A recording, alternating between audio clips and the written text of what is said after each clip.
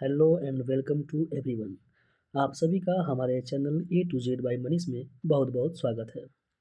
इस चैनल पर आप सभी को, चाहे आप एसएससी की तैयारी कर रहे हो या रेलवेज की, बैंकिंग, बीपीएससी, बिहार एसएससी, यानी जितने भी गवर्नमेंट एग्ज़ाम्स है उनकी अगर आप तैयारी कर रहे हैं तो उससे संबंधित वीडियोज़ आपको मिलेंगी और हर सब्जेक्ट की वीडियोस आपको मिलेंगी। साथ ही साथ आपको करंट मुद्दों पर भी डिटेल्स वीडियोस दी जाएगी और उस मुद्दे को समझाया जाएगा। तो आप इस चैनल को सब्सक्राइब ज़रूर करें और उनको शेयर ज़रूर करें जिनको इसकी ज़रूरत है। तो आज हम इस वीडियो में 5-5 क्वेश्चन 5 सब्जेक्ट से लिए हैं और एक तरह से डेमोस वीडियो की तरह बनाया है वीडियो को, जिसमें maths, GK, GS, reasoning, English और कंप्यूटर्स को भी शामिल किया है। हमें उम्मीद है कि आपको मेरा ये प्रयास ज़रूर पसंद आएगा। तो आइए शुरू करते हैं। पहला क्वेश्चन आपके सामने करंट अफेयर से रिलेटेड है। विवाद से विश्वास योजना किससे संबंधित है? तो विवाद से विश्वास योजना जो है ये वर्ष 2019 में भारत सरकार के द्वारा इसको स्टार्ट किया गया था और 2023-24 का जो बजट था उसमें अनाउंस किया गया था कि जितने भी इनडायरेक्ट टैक्स से रिलेटेड डिस्प्यूट है, इनडायरेक्ट टैक्स जो है उससे संबंधित डिस्प्यूट का जो निपटान करने के लिए, चाहे वो डिस्प्यूट इंटरेस्ट से संबंधित हो या फिर सेटलमेंट से या फिर पेनाल्टीज से, किसी भी प्रकार का डिस्प्यूट हो उसको ख़त्म करना है। तो इसके लिए विवाद से विश्वास योजना की शुरुआत की गई थी और इस योजना का जो अभी चर्चा में रहने का मेन कारण ये है कि भारत सरकार ने 31 जनवरी 2025 तक इसका डेडलाइन बढ़ा करके कर दिया है कि इससे पहले 31 जनवरी 2025 से पहले जितना भी 2022 तक डिस्प्यूट था, 2022 तक का जो भी डिस्प्यूट था इनडायरेक्ट टैक्स से रिलेटेड, उसको ख़त्म करना है। तो राइट आंसर इसका हो जाएगा कर, यानी कि टैक्स। अगला क्वेश्चन, किस राज्य ने senior national men's handball championship title 2024 का खिताब जीता है? तो केरल राज्य ने चंडीगढ़ को 34-31 के अंतर से हरा करके फाइनल में ये चैंपियनशिप टाइटल का खिताब जो जीता है। पहली बार केरल ने इसका खिताब जीता है, इसलिए ये क्वेश्चन इंपॉर्टेंट हो जाता है कि नेशनल मेंस हैंडबॉल चैंपियनशिप का खिताब किसने जीता है? तो केरल ने। अगला क्वेश्चन, तवी महोत्सव किस राज्य से संबंधित है? तो तवी महोत्सव जो है ये जम्मू कश्मीर राज्य से संबंधित है। तवी एक नदी है जम्मू कश्मीर राज्य में, उस नदी के किनारे जम्मू कश्मीर के लोगों के द्वारा ये महोत्सव मनाया जाता है, तो इसलिए इसका राइट आंसर हो जाएगा जम्मू कश्मीर। अगला क्वेश्चन है, शिल्पादिकरम पुस्तक के लेखक कौन है? तो ये जो शिल्पादिकरम पुस्तक है इसे तमिल साहित्य का पहला महाकाव्य कहा जाता है। तमिल साहित्य का पहला महाकाव्य शिल्पादिकरम को कहा जाता है, जिसके लेखक जो है वो इलांगो आदिगल हैं। तो ये इलांगो आदिगल जो हैं ये चोल वंश के शासक सेन गुट्टउन के भाई जो थे, जिनका नाम था इलांगो आदिगल। उन्होंने इस पुस्तक को लिखा था जिसमें नुपुर की कहानी को इसमें व्याख्या की गई थी। नुपुर की कहानी, इसका अर्थ होता है नुपुर की कहानी। तो इसमें क्या है कि चोल, चेर और पांड्य राज्यों का वर्णन किया गया था। अगला क्वेश्चन है, निम्नलिखित में से कौन सा वायरस कैंसर के लिए उत्तरदायी वायरस में सबसे पहले खोजा गया वायरस है? तो सन 1911 में एक वैज्ञानिक थे पेटॉन रॉस, उन्होंने इस वायरस की खोज की थी और इस वायरस का अपने ही नाम पे क्या नाम रखा गया था इनका, सार्कोमा वायरस। इस वायरस को खोजा था पेटॉन रॉस ने, जो कि कैंसर के लिए जिम्मेदार वायरस है। तो पहला खोजा गया वायरस का नाम हो जाएगा रॉस सार्कोमा वायरस। अगला क्वेश्चन, अब मैथ से संबंधित एक क्वेश्चन, एक्स और वाई की आयु का अनुपात 4 वर्ष पहले जो है 7 और 8 है, जबकि वर्तमान में आयु का अनुपात है 15:17। तो एक्स की आयु जो है 10 वर्ष की बाद में बताना है। तो यहाँ पे क्या है कि कॉन्सेप्ट एक क्या होता है कि मान लेते हैं कि दो व्यक्ति है, तो उनकी आयु में जो अभी का अंतर है वही अंतर यानी कि अभी अगर उनकी आयु में 5 साल का अंतर है तो 10 साल पहले भी 5 साल का ही अंतर रहा होगा और 20 साल बाद भी उनमें 5 साल का ही अंतर होगा। यानी कि अंतर जो होगा उन दोनों की आयु में कभी चेंज नहीं होगा। तो अगर यहाँ पे देखा जाए तो 4 वर्ष पहले इनका अनुपात था 7:8 और अभी का अनुपात क्या है 15:17। तो अगर हम देखें तो 4 वर्ष पहले अंतर 1 है और अभी क्या है 2 है, तो अंतर तो सेम नहीं है। तो इससे क्या करना पड़ेगा, रेशियो को हमें बराबर करने के लिए पहले वाले रेशियो में 2 से गुना और दूसरे में 1 से गुना करना पड़ेगा। तो नया रेशियो जो बन के आएगा 14 ये हो जाएगा और ये 16 और यहाँ पे 15:17। तो यानी कि अब यहाँ पे देख रहे हैं कि वर्तमान से 4 वर्ष पहले जो है 14 था, अभी वर्तमान में कितना है 15। यानी कि 1 यूनिट अगर कम हो रहा है तो वो कितने साल कम हो रहा है, 4 साल। तो अगर हम वर्तमान में x का देखें तो 15 को अगर हम 4 से गुना करते हैं तो 60 वर्ष इसका वर्तमान में आयु हो जाएगा x का। तो 10 वर्ष के बाद में अगर देखा जाए तो 60 में 10 ऐड करेंगे तो 70 वर्ष इसका आंसर हो जाएगा। इस क्वेश्चन को आप यहाँ ऑप्शन से भी सॉल्व कर सकते हैं। यानी कि अगर देखा जाए तो x की आयु 15 है, 15 यूनिट है और 10 वर्ष बाद में x की आयु हमसे पूछा जा रहा है। यानी कि जो भी ऑप्शन में ऐसा ऑप्शन जिसमें से अगर हम 10 घटा दें, 10 माइनस कर दें तो वो हमें 15 से पूरा पूरा विभाज्य होना चाहिए। तो पहला ऑप्शन देखते हैं, 35 में से अगर 10 घटाते हैं तो 25 होगा, 15 से विभाज्य नहीं है। 20 में से 10 घटाते हैं तो 10 15 से विभाज्य नहीं है। 75 में से अगर 10 घटाते हैं तो ये 65, ये भी 15 से विभाज्य नहीं है।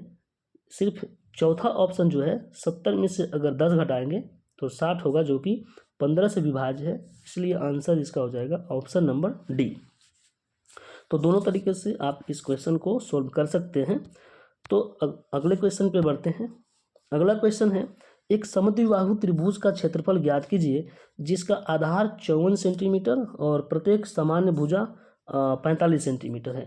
तो समद्विबाहु त्रिभुज अगर हम यहाँ पे बनाते हैं तो यहाँ पे आधार दिया है कितना 54 सेंटीमीटर और जो प्रत्येक समान भुजा है 45 सेंटीमीटर दिया है।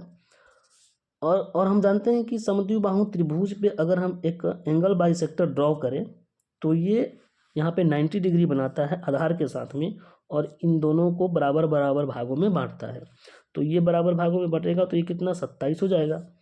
और अगर हम इस ट्रायंगल में देखें, ये वाले राइट एंगल ट्रायंगल में देखें तो अगर हम यहाँ पे बनाते हैं इसको तो ये इसका बेस हो जाएगा 27 परपेंडिकुलर, यहाँ पे निकाल देंगे हम और यहाँ पे हाइपोटेन्यूज कितना है 45। तो अगर हम थोड़ा ध्यान दें तो ये 9 दोनों में कॉमन दिख रहा है, यानी कि 45 को हम लिख सकते हैं 9 गुना 5, 27 को लिख सकते हैं 9 गुना 3। यानी कि अगर हम देखें तो 3 5 हमें एक यहाँ पे दिख रहा है, ट्रिपलेट का 3 5 दिख रहा है। तो हम जानते हैं कि 3 4 और 5 एक ट्रिपलेट होता है जिसमें 3 होता है बेस, 4 होता है परपेंडिकुलर और 5 होता है हाइपोटेनस। तो अगर यहाँ पे देखें हम तो परपेंडिकुलर कितना हो जाएगा 4 का, तो 4 में 9 से गुना करेंगे तो परपेंडिकुलर यहाँ पे 36 आ जाएगा। तो यानी कि अगर इसकी ऊंचाई अगर देखें तो 36 आ गया। तो अगर हम त्रिभुज का अगर क्षेत्रफल निकालना चाहें तो त्रिभुज का क्षेत्रफल क्या होता है 1/2, आधार कितना है 54, ऊंचाई कितना आ गया 36। तो अगर हम इसको ये काटते हैं तो 27, अब 27 गुना 36 हमें करना है। तो अब हम क्या करेंगे, यहाँ पे यूनिट डिजिट देख लेंगे। तो 7 को 6 से गुना करेंगे तो लास्ट में कितना आएगा 2 आएगा। और ऑप्शन में सिर्फ एक ही ऐसा ऑप्शन है जिसका लास्ट में 2 है। तो ऑप्शन नंबर सी इसका यानी कि 972 सेंटीमीटर स्क्वायर आंसर हो जाएगा। तो अब बढ़ते हैं अगले क्वेश्चन पे। अगला क्वेश्चन कह रहा है कि मोहन 28 दिनों में जबकि रोहन 56 दिनों में एक काज को करता है। तो सबसे पहले हम यहाँ पे क्या कर लेंगे, मोहन 28 दिनों में और रोहन 56 दिनों में। तो इसका अगर हम एलसीएम निकालें तो 56 जो कि टोटल वर्क हो जाएगा और इसका इफ़िशियंसी हो जाएगा 2 और इसका इफ़िशियंसी हो जाएगा 1। फिर बोला यदि रोहन की तुलना 60% अधिक है कुशल सोहन, यानी कि सोहन जो है रोहन की तुलना में 60% अधिक कुशल है। तो रोहन अगर 1 है तो सोहन कितना हो जाएगा 1.6 हो जाएगा, 60% अधिक है। तो फिर बोल रहा है कि मोहन और सोहन कितने दिनों में 90% कार्य पूरा करेगा। तो मोहन का यहाँ पे इफिशियंसी देखें तो 2 और सोहन का कितना 1.6, यानी कि टोटल इफिशियंसी हो गया कितना 3.6। इस इफिशियंसी से हमें कार्य का 90% पूरा करना है, यानी कि 56 का 9/10 हमें पूरा करना है। किस इफिशियंसी से 3.6 इफिशियंसी से। तो अगर इस पॉइंट को हम हटाते हैं तो ये 0 कैंसिल हो जाएगा, 9 से ये 4 बार में कैंसिल और 4 से ये 14 बार में कैंसिल हो जाएगा। तो यहाँ पे राइट आंसर हो जाएगा 14, यानी कि इस क्वेश्चन का सही आंसर हो जाएगा 14 दिन में इस कार्य को पूरा कर देंगे ये दोनों मिलकर। यहाँ पे कॉन्सेप्ट कौन सा यूज हुआ है, वर्क बराबर टाइम इनटू इफिशियंसी, ये कॉन्सेप्ट यहाँ पे यूज हुआ है। अगला क्वेश्चन यहाँ पे देखते हैं। अगला क्वेश्चन है इफ कॉस ए अपॉन में 1 minus sign A plus cos A plus 1 upon sine ए बराबर 4 है तो ए का मान क्या होगा। तो अब यहाँ पे हम शॉर्टकट में लिखते हैं, कॉस को सी से रिप्रेजेंट करेंगे और साइन को एस से करेंगे। तो यहाँ पे सी अपॉन 1 माइनस एस प्लस सी अपॉन 1 प्लस एस बराबर में कितना है 4। तो अगर हम इसको सॉल्व करते हैं तो नीचे तो मेरा क्या आ जाएगा 1 plus sine into 1 minus sine, ये क्या होता है कॉस स्क्वायर का फॉर्मूला होता है। तो यहाँ पे नीचे आ जाएगा सी स्क्वायर और यहाँ पे C plus C S plus C minus C S, तो ये सी एस कैंसिल हो जाएगा। अब ऊपर बच जाएगा 2s 2c और नीचे सी स्क्वायर, तो एक सी से एक सी कैंसिल हो गया, बचा 2 अपॉन में कॉस, यानी कि 2 अपॉन कॉस बराबर में क्या है 4। तो ये 4 यहाँ पे 2 बार में कट जाएगा। तो अब c बराबर में क्या हो गया 1/2, यानी कि c जो है कॉस बराबर 1/2 है। तो कॉस ए 1/2 कब आता है 60 डिग्री जब होता है कॉस ए का मान, तो ये 1/2 देता है, यानी कि कॉस 60 डिग्री बराबर क्या होता है 1/2। तो इसलिए इस क्वेश्चन का राइट आंसर हो जाएगा 60 डिग्री। अगले क्वेश्चन पे बढ़ते हैं। यदि दो शंकुओं का अनुपात आयतन समान है, शंकु का आयतन क्या होता है 1/3 पाई आर स्क्वायर एच बराबर है दूसरे शंकु का आयतन 1/3 पाई आर स्क्वायर एच। 1/3 पाई तो यहाँ से कैंसिल हो जाएगा। तो फिर बोल रहा है कि त्रिज्याओं का अनुपात इतना है तो उनकी ऊंचाई का अनुपात क्या होगा। त्रिज्या का अनुपात 1/2 है, तो 1 का स्क्वायर 1 गुना एच बराबर ये 2 का स्क्वायर हो जाएगा 4 गुना एच। तो एच अपॉन एच अगर निकालेंगे तो 4:1 यहाँ पे ऑप्शन नंबर 1 यहाँ पे राइट आंसर हो जाएगा। अगले क्वेश्चन पे बढ़ते हैं। अगला क्वेश्चन इंग्लिश से सिनोनिम देना है डोरमेंट का। तो डोरमेंट का मतलब होता है सुस्त, यानी कि इनएक्टिव, जो कि ऑप्शन नंबर सी है यहाँ पे दिख रहा। इनएक्टिव जो होता है वो डोरमेंट का सिनोनिम हो जाएगा। एक्टिव तो होता है सक्रिय, इनएक्टिव यानी कि निष्क्रिय या सुस्त, परमानेंट तो अस्थायी हो गया, मॉडर्न तो फिर नया हो गया। तो अगला क्वेश्चन देखते हैं। A football and a cricket bat found in the sports room. तो a football and a cricket bat, यहाँ पे 2 सब्जेक्ट को एंड से जोड़ा गया है। तो जब भी 2 सब्जेक्ट को एंड से जोड़ा जाता है तो उसके साथ में प्लूरल वर्ब का इस्तेमाल होता है, और यहाँ पे हमसे वही पूछा गया है। तो प्लूरल वर्ब में यहाँ पे वर दिख रहा है, इज तो होगा नहीं, वाज होगा नहीं, और आर यहाँ पे क्यों नहीं होगा, क्योंकि ये जो सेंटेंस है ये पैसिव में सेंटेंस दिया गया है। तो पैसिव में वर प्लस V3 यहाँ पे लगता है। तो अगले क्वेश्चन पे बढ़ते हैं। अगला क्वेश्चन है idiom play it by year. तो प्ले इट बाय ईयर का मतलब हो जाता है परफॉर्म विदाउट एनी रिहर्सल, यानी कि कोई भी काम बिना किसी पहले रिहर्सल से करना, उसको कहते हैं प्ले इट बाय ईयर। तो राइट आंसर हो जाएगा परफॉर्म विदाउट एनी रिहर्सल। अगला क्वेश्चन यहाँ पे एरर से है। Arpita and Varsha went for Zumba classes these days. यहाँ पे एरर बताना है। तो अर्पिता एंड वर्षा 2 सब्जेक्ट को एंड से जोड़ा गया है, वेंट वर्ब है, for Zumba classes these days. तो अब यहाँ पे दीज डेज जो है यहाँ पे कीवर्ड है, इसको पकड़ने का इसमें एरर। तो दीज डेज जो है यानी कि जनरल यहाँ पे काम है, यानी कि डेली बेसिस का काम है ये। तो जब भी डेली बेसिस पे कोई भी काम किया जाता है तो उसे हम प्रेजेंट टेंस में रखते हैं, न कि पास्ट टेंस में।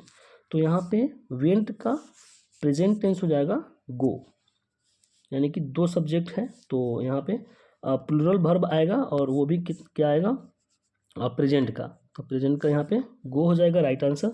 तो ये पहले वाले ही सेक्शन में यहाँ पे एरर है, वेंट की जगह पे गो होगा। अगला क्वेश्चन देखते हैं। अगला क्वेश्चन है one word substitution, one who speaks many languages. तो जो बहुत सारे लैंग्वेज बोलता है उसको क्या कहते हैं, मल्टीलिंगुअल। मल्टीलिंगुअल इसका ऑप्शन ए नंबर जो है राइट आंसर हो जाएगा। लिंग्विस्ट होता है जो भाषा का विज्ञानी होता है, बाईलिंगुअल जो दो भाषा बोलता है, मोनोलिंगुअल जो सिर्फ एक ही बोलता है। तो राइट आंसर हो जाएगा इसका ए, मल्टीलिंगुअल। तो ये 5 क्वेश्चन इंग्लिश के थे। अब यहाँ पे रीजनिंग के 5 क्वेश्चन देख लेते हैं। यहाँ पे पहला जो दिया है वर्ड से रिलेटेड है कि इसका संबंध अगर इससे है तो इस सब वर्ड का संबंध किससे होगा। तो यहाँ पे सिंपल एक एक वर्ड से हम मिलाकर देखेंगे तो ए से यहाँ पे डी हो गया है, यानी कि ए का 1 होता है, डी का 4, यानी कि कितना बढ़ा है, 3 बढ़ गया है। तो अब हम देखते हैं कि डी अगर 4 पे है तो यहाँ पे 3 प्लस करेंगे तो 7 पे कौन सा आता है, तो 7 पे आता है जी, यानी कि यहाँ पे जी होना चाहिए। और अगर हम ऑप्शन में देखते हैं तो सिर्फ एक ही ऐसा ऑप्शन है जो जी से शुरू है, ऑप्शन नंबर सी इसका राइट आंसर हो जाएगा। यहाँ से भी हम टिक करके इस क्वेश्चन को कर सकते हैं, बट यहाँ पे एक दो और चेक कर लेते हैं। एल से यहाँ पे ओ हो गया है, एल से ओ हो गया है, यानी कि एम एन ओ 3 बड़ा है, तो इसमें भी 3 अगर बढ़ाते हैं तो ई से यहाँ पे क्या हो जाएगा, एच हो जाएगा। तो इस तरीके से आप चेक कर सकते हैं। तो अगले क्वेश्चन पे अब बढ़ते हैं। नंबर सीरीज से अगला क्वेश्चन 93 डैश 102 111 123 138 ये दिया गया है। तो यहाँ पे हमें क्या होगा ये बताना है। तो 102 से 111 कितना बढ़ गया, 9,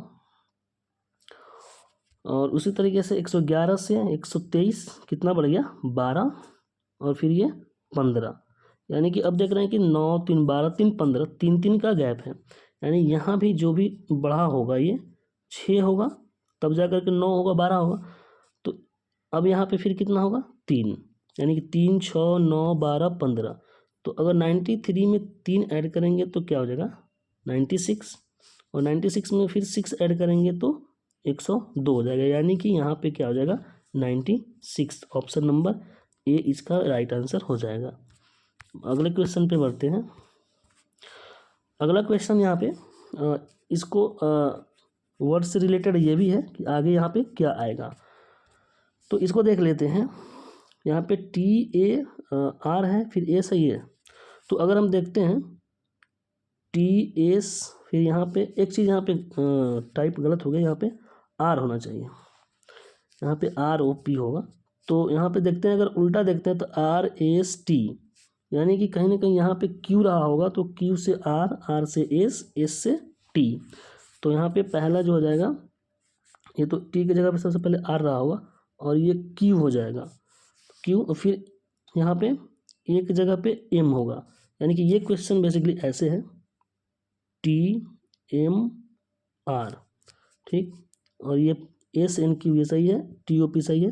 अब यहाँ पे हमें डैश में भरना है, तो पहला तो क्यू हमने देख लिया, क्यू होगा, फिर एम से यहाँ एन हुआ, एन से ओ हुआ, तो ओ से क्या होगा, पी होगा, फिर आर से क्यू, क्यू से पी, यानी एक एक अब घट रहा है, तो पी से क्या होगा, ओ, यानी कि इसका सही आंसर जो हो जाएगा क्यू पी ओ, ये राइट आंसर इसका हो जाएगा। अगले क्वेश्चन पे बढ़ते हैं। अगला क्वेश्चन, इसका संबंध अगर इससे है इस नंबर का, तो इसका संबंध किससे होगा ये देखना है। तो अगर हम इसको देखते हैं तो ये कितना, इसका अगर स्क्वायर रूट करते हैं तो ये 7 आएगा, 7 को अगर 2 गुना करेंगे तो 14 आएगा। इसका स्क्वायर रूट कितना होगा, 10, 10 को अगर 2 गुना करते हैं तो 20।